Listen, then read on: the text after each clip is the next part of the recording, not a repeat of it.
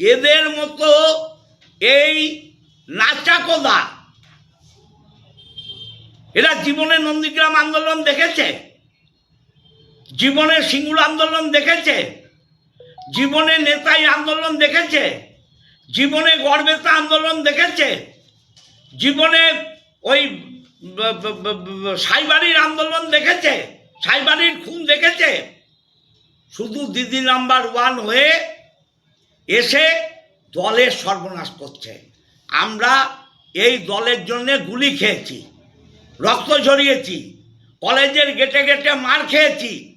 সে এসে বলে দেবে যে বিশ্বাস, আস্থা, ভালোবাসা, গুডউইল নেই আমাদের, আমার একার নয়, তপন দাশগুপ্তর নেই, রত্না নাগের নেই, সুদীপ্ত রায়ের নেই, তাহলে ওর আছে, তাহলে ও দম দেখাক, ক্ষমতা দেখাক। আমার উপরে তো আস্থা নেই, তাই কেটে দিয়েছে। ও নির্দল হয়ে দাঁড়াক, এমপি থেকে এমপি রিজাইন দিতে হবে না।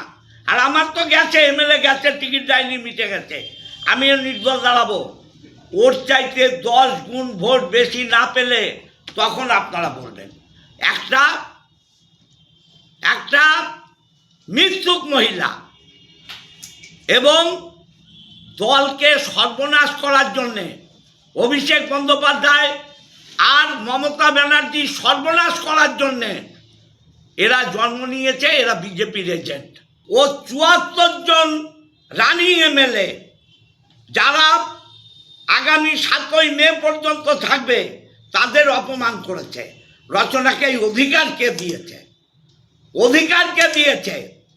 দলে যা কিছু বলবে মমতা ব্যানার্জি, অভিষেক ব্যানার্জি মেনে নেব, মাথা পেতে মেনে নেব, মারলেও সেই মার হজম করব। কে রচনা? 3 দিনকার যোগী, সে দল শেখাবে? ও দল শেখাচ্ছে। অতএব আজকে যা ঘটছে এটা ভালো ঘটছে না। ও চায় না দেবাংশু জিতুক, রচনা নিজে চায় না দেবাংশু জিতুক, তাই সবাইকে নিয়ে করার মানসিকতাও নেই।